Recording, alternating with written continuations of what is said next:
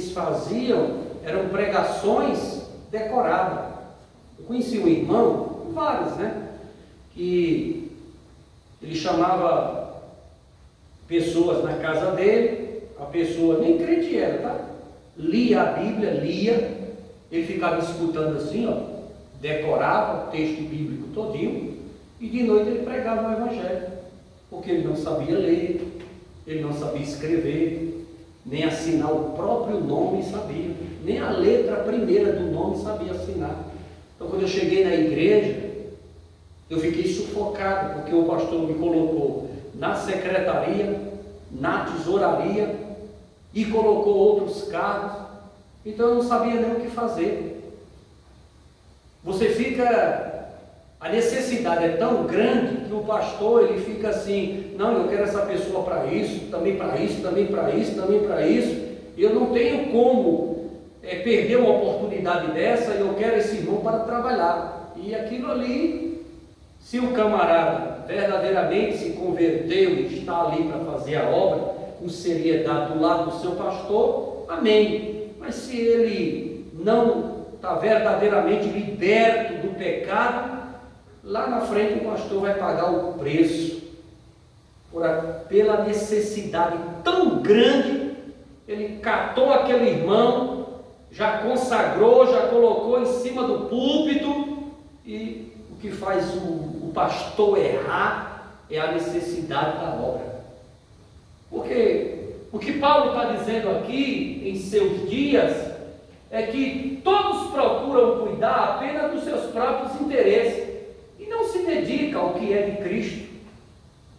A maioria da igreja hoje, você olha, a maioria do povo está preocupado com a sua vida, cuidar da sua vida, cuidar da sua família, cuidar do seu emprego, cuidar da sua empresa, cuidar do seu carro, cuidar da sua casa, cuidar de você mesmo.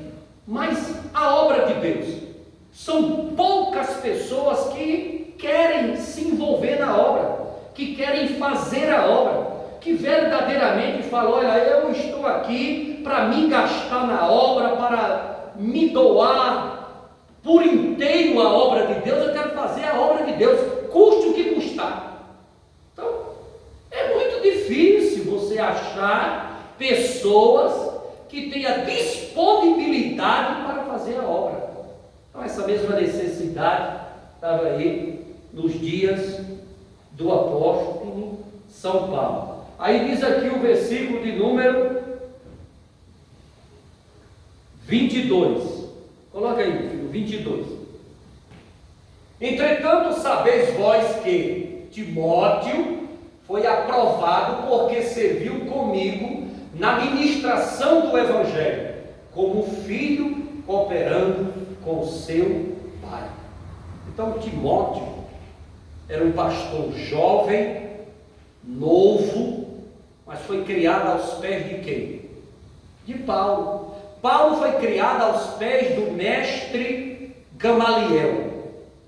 Gamaliel era o mestre daqueles dias, quando se fala em ciência, em conhecimento, em entendimento, inteligência, capacidade teológica, as filosofias. Paulo aprendeu aos pés de Gamaliel, estudava para ser um rabino, era fariseu e aceitou a Jesus. Todo mundo conhece o caminho de Paulo na estrada de Damasco, fala com Jesus, ali ele deixa todo o seu trabalho para o Império Romano e começa a ser perseguido. O perseguidor passa a ser perseguido, o apóstolo São Paulo, e ele ensinou a Timóteo. Timóteo foi aprovado porque serviu comigo na ministração do Evangelho como um filho cooperando com o seu pai. Ele tinha Timóteo como um filho que estava do lado do pai, cooperando. Que é isso que nós precisamos hoje, nos dias atuais, dentro da igreja. O pastor é o pai espiritual e os obreiros e as obreiras ficam na condição de filho. ali naquela mesma linguagem, naquele mesmo pensamento, naquele mesmo objetivo. Se tem uma coisa que está acontecendo hoje, nos dias atuais, dentro da igreja, que é um pecado muito grande, eu estou falando para a igreja. Você tem a sua vida, tem o seu emprego, né? Tem a sua vida, tem o seu emprego. Talvez isso não sirva para você, mas para a igreja isso daí não combina, não é bom, é pecado. Está acontecendo muito com a liderança das igrejas hoje, nos dias atuais, é a chamada ostentação. Os pastores, os líderes de igreja, não estou generalizando, mas alguns gostam muito de ostentar. E quando faz a ostentação, isso é pecado. A ostentação, ela causa muito problema na obra de Deus. Por causa da ostentação de alguns, outros passam necessidade. Porque o que é que o povo pensa? O povo diz, o pastor fulano está ostentando isso, ostentando aquilo, jogando dinheiro fora, pegando dízimos, votos e oferta das ovelhas, que é o suor derramado, e esbanjando nos seus deleites pessoais, né, se comendo ali o seu caviar, a melhor gordura da terra, andando no carro mais luxuoso da face da terra, vestindo um paletó que custa 30 mil reais, calça um sapato de cromo alemão, usa um relógio que custa 15, 20, 30 mil. Essa ostentação da parte de alguns líderes das igrejas acaba com os outros, porque os outros estão sem ostentar, fazendo a obra de Deus com a maior seriedade, querendo apenas cumprir o protocolo de suas necessidades diárias.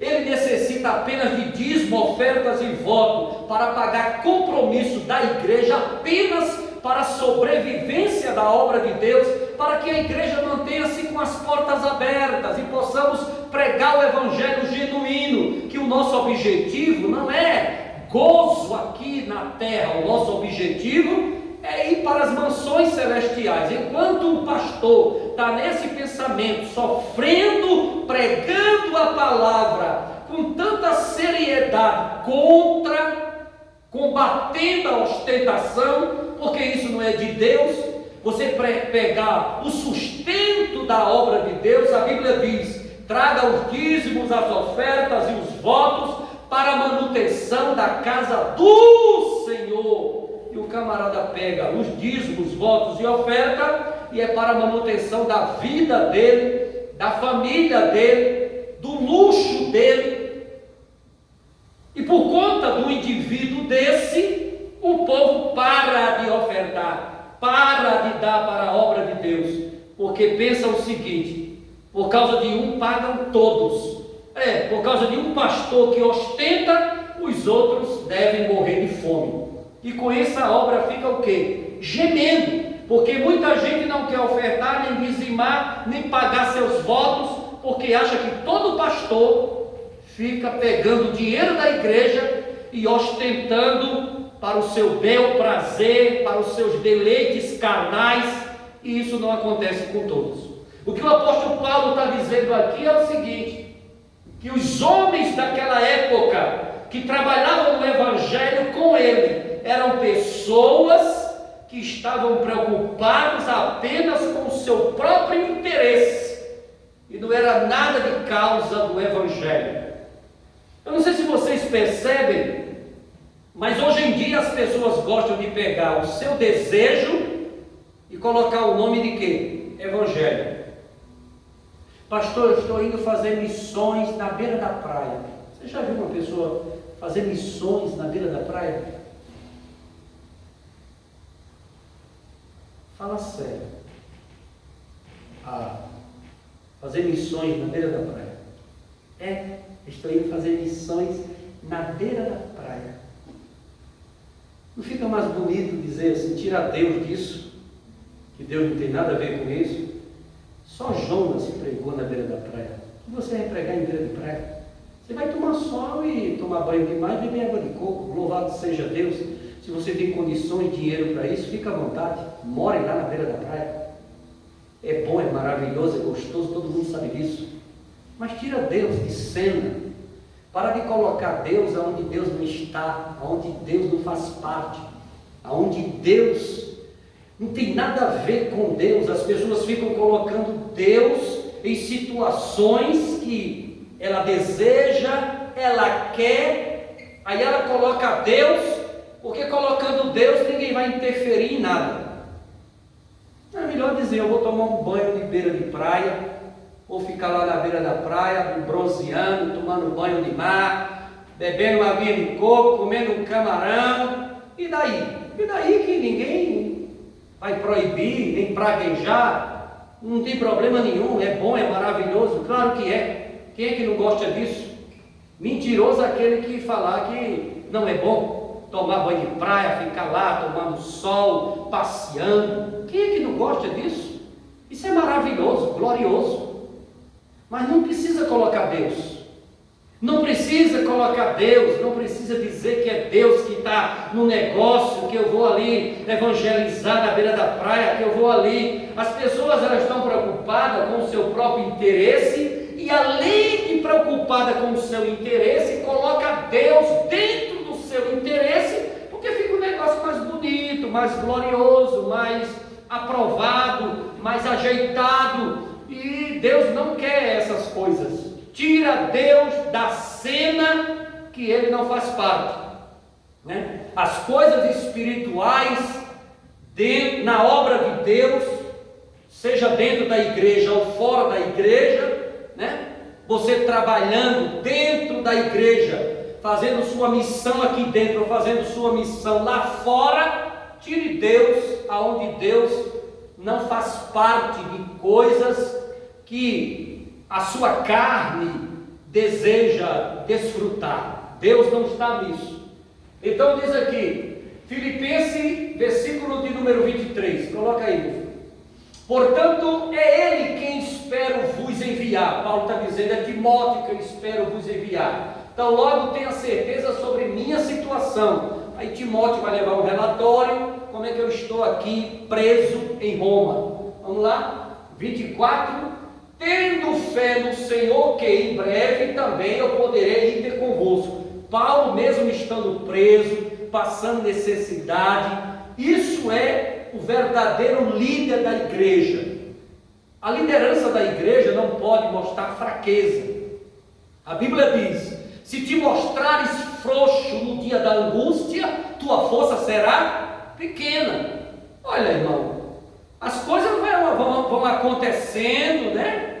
Vão acontecendo e nós vamos continuando crendo no milagre, continuando crendo que a igreja vai crescer, continuando crendo que ovelhas irão chegar, continuando crendo que Jesus vai continuar presente neste lugar, continuar crendo que Ele vai continuar salvando pessoas aqui, batizando no Espírito Santo, curando as enfermidades, abençoando vidas, continuar pregando, continuar trabalhando, continuar fazendo a obra, continuar, não pode olhar para trás, não pode largar o arado, não pode desanimar, não pode parar, não pode desistir, não pode entrar em pânico nem desespero, seja a situação qual for. É pandemia? Vamos continuar adorando a Jesus. Tem o Covid-19? Tem, vamos continuar adorando Jesus. A igreja, cada dia mais fica difícil você conviver ali, porque é pouca gente, muitas pessoas saem, outros ninguém chega. Não tem problema, Jesus vai continuar conosco, Ele está dentro do barco, não vai afundar, a promessa está de pé, Jesus está voltando, vamos continuar sendo crente, vamos continuar com fé, vamos continuar fazendo a obra, vamos continuar pregando o Evangelho, a promessa vai acontecer, a hora é de Deus, o tempo é de Deus, Deus está neste negócio, isso é o que é importante, amém? Não pode Tem pessoas que ficam, meu Deus do céu, pastor, meu Deus, aí entra em pânico, dá aquela crise de ansiedade. Não. Eu sei que ele tem um crido. Eu sei que essa obra aqui, quem abriu foi Deus. Preocupo com isso. 25. Mesmo assim, creio que será necessário enviar-vos de volta Epafrodito, meu querido irmão, auxiliador e companheiro de lutas, mensageiro a quem enviastes para me ajudar nas minhas necessidades. Então, aqui Paulo tira de cena Timóteo, que já falou que tinha que falar sobre Timóteo. Agora ele entra com Epafrodito, dizendo aos irmãos filipenses que Epafrodito era um querido irmão, auxiliador da obra, cooperador da obra do Evangelho, companheiro de luta, mensageiro a quem os filipenses enviou para ajudar Paulo em suas necessidades, quando estava preso em cadeias em Roma. Epafrodito saiu da igreja de Filipos com uma oferta em dinheiro, em donativos, em roupas, calçados, comidas e outras coisas. Ele sai da igreja de Filipos e chega na cidade de Roma para ajudar o apóstolo São Paulo, que estava ali preso, passando grandes necessidades. E esse Epafrodito, ele veio com tanta pressa, com tanta agonia, que quando ele chega na cidade de Roma, ele entrega tudo nas mãos de Paulo e cai doente, quase morre. Vamos ver aqui, é rapidinho. 26, coloca o 26. Pois ele tem saudade de todos vós, está dizendo que Epafrodito tem saudade dos irmãos, e se sente angustiado por saberdes que ele havia adoecido. Ele adoeceu tanto, ficou tão doente que ficou à beira da morte. O Epafrodito, quando chegou ali na cidade de Roma. O 27, de fato ele esteve gravemente enfermo, à beira da morte, mas Deus se compadeceu dele. E não apenas dele, Paulo está dizendo, não apenas de Epafrodito, mas igualmente do meu coração, para que eu não fosse afligido por tristeza sobre tristeza. O cara já está preso, passando uma necessidade terrível, preocupado com a igreja de Filipos, resolvendo coisas e coisas com Timóteo. Já não tinha ninguém para enviar para aquela cidade, a não ser Timóteo, para resolver o problema que estava acontecendo. Chega Epafrodito, traz o que tinha que trazer, mas o homem cai doente, quase que morre, e Paulo disse, só era o que faltava, Epafrodito chegar aqui, trazer o que eu pedi à igreja de Filipos e morrer aqui na minha frente. Então, estaria eu acumulando tristeza sobre tristeza. Mas ele diz aqui que Deus teve misericórdia de Epafrodito, e veja o 28, por isso o enviarei a vós com mais urgência, a fim de que possais vos alegrar ao vê-lo novamente. Está falando de Epafrodito. E com isso eu sinta menos tristeza. Agora, uma coisa interessante é que no versículo anterior, porque Paulo, o homem que ressuscitou até mortos, lembra quando Eutico caiu do terceiro andar, mortinho, prontinho lá embaixo, e Paulo deu um abraço nele e disse, eis que o jovem vive. Lembra daquela cobra, uma serpente, na ilha de Malta, que mordeu a mão de Paulo e todo mundo ficou assustado, disse, isso aí é caixão. E ele não sentiu, nem inflamou.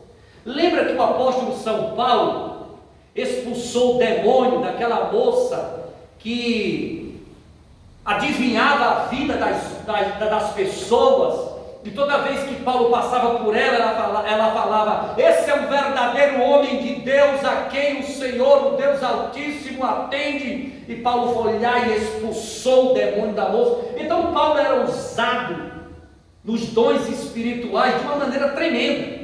Enfermidades, demônios, serpente, qualquer tipo de coisa que acontecia na vida do apóstolo São Paulo, ele saía por milagres. As suas mãos operavam maravilhas. Lembra que a Bíblia diz que os aventais de Paulo, os lenços, ele era fabricante de tenda, trabalhava com aventais, e aquilo ali até curava o povo. Então existiam os dons de curar na vida de Paulo. E por que Paulo não curou Epafrodito? Que quando chegou em Roma, na cadeia, nas prisões, ele deu lá a oferta que tinha que dar, a comida, a roupa, e abasteceu Paulo de tudo que precisava. Mas o homem caiu doente de uma maneira que quase que morre. Quase que ele morre, doente. E essa doença, quase que Epafrodito morre. E por que Paulo não colocou lá suas mãos e não curou? E não sarou de imediato? E não resolveu o problema? Porque não é assim. As coisas não acontecem assim. Eu fico às vezes pensando uma coisa. Eu sei que Jesus cura. Eu sei que Jesus faz cego ver, paralítico andar, mudo falar, surdo ouvir. Jesus cura coluna, cabeça, coração, rins, baço, perna, pé. Jesus cura queda de cabelo, cura qualquer coisa. Ele cura lepra, ele cura AIDS, ele cura o Covid-19, ele cura sim. Jesus continua curando, ele cura, ele opera milagres e maravilhas. Mas eu fico pensando uma coisa. As igrejas que vivem com o seu ministério de cura constantemente, e todos os dias você escuta testemunho de 50, 100, 200 curas, é tanta cura, será que isso é verdade? O apóstolo São Paulo, acho que essas caixas aqui pifou, o Epafrodito, ele ficou quase à beira da morte. Será que Paulo não colocou a mão? Voltou. Será que Paulo não colocou a mão? Será que Paulo não orou? Será que ele não ungiu o irmão? Claro que sim. Ele ungiu, ele orou de novo, e orou de novo, e o homem doente. Ai, quase que morreu. Pegou assim na mão de Abraão e depois soltou. Veja que a Bíblia ela não esconde a humanidade de Paulo, a humanidade do crente.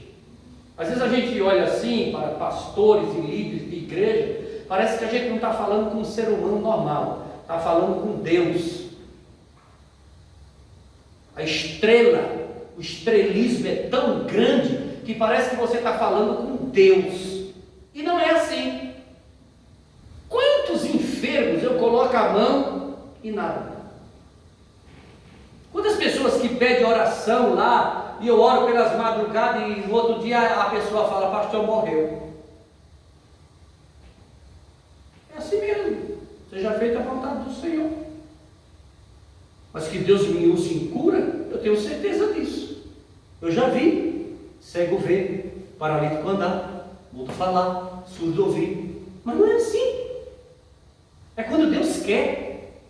E Deus faz isso para que possamos saber que Ele usa o vaso quando Ele quer, na hora que Ele quer, no momento que Ele desejar, e que não passa de um vaso de barro que está ali, que é usado por Deus, não é para se engrandecer, não é estrela, não é o cara, não é o poderoso, não é o Deusinho, não é nada disso. Deus usa quando quer, na hora que desejar. Então baixa a bola, murcha, porque se não for a misericórdia de Deus na tua vida, nada podeis fazer. Diga amém. Paulo orou tanto pelo homem, quase que o homem morre. E diga o versículo 29.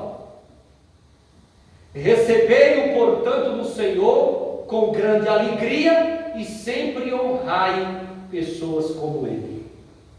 Digno de honra, né? Você sabe por quê? As estradas naquela época eram tão perigosas, Epafrodito estava com a oferta da igreja, roupas, calçados, tudo que uma pessoa necessitava, ele levava ali. Ele arriscou a vida, ele arriscou a sua própria vida por amor à obra, por amor ao Evangelho, para atender o apóstolo Paulo. Ele poderia ter morrido no caminho, ele poderia ter sido assaltado, ele poderia ter sofrido qualquer coisa terrível.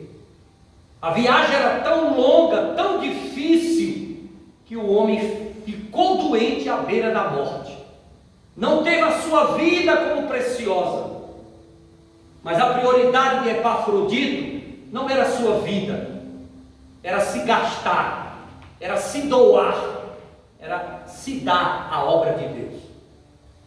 Quantas pessoas hoje em dia querem doar a sua vida para a obra, gastar a sua vida para a obra? Quando Ana ofereceu Samuel ao templo, ela disse: olha, eu estou oferecendo, Deus, esta criança para se gastar na obra, para ser da obra, para trabalhar na obra, ela vai viver na obra e morrer na obra. E assim foi a vida do profeta Samuel. Lê a biografia dele. Ele nasceu, passou a infância na igreja, juventude na igreja, adolescência na igreja, mocidade na igreja, cresceu, se tornou homem maduro na igreja, se gastou na igreja, viveu para a igreja, trabalhou na obra de Deus a vida toda e morreu nela.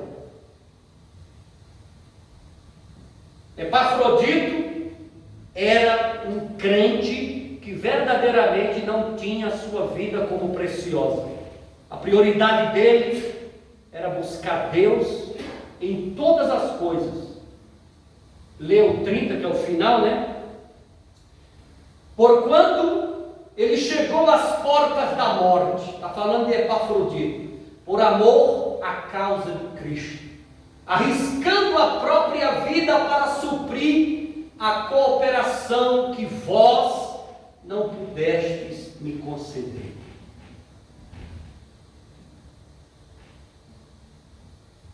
Quando você lê a história de Epafrodito e a história de Timóteo, você vai encontrar Timóteo e Epafrodito como os dois homens mais nobres do ministério do apóstolo São Paulo. Homens que verdadeiramente não estavam preocupados com si, estavam preocupados com a obra de Deus. E nós precisamos orar e que o Espírito Santo que estava na vida de Epafrodito e que estava na vida de Timóteo seja sobre nós. Vamos ficar de pé e fazer esta oração?